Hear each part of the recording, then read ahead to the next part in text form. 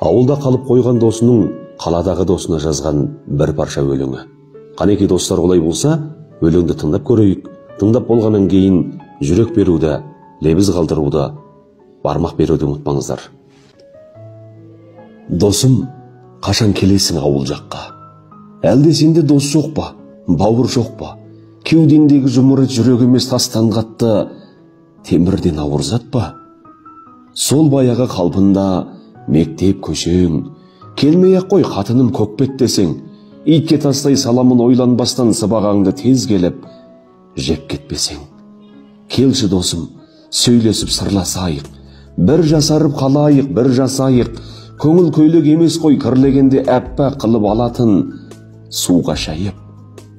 Досым, әлі дүние жаңарад, суымасын сыйластық арадағы, ауылдағы достарың ұмытпасын, достарыңа сәлем айт, қаладағы. Керім жұмыс, қалада керім ұйқың, ауылға кел ер болсаң еңірейтін, көршілерден жуынды ішкенімен үйсігіне қонады менің итім.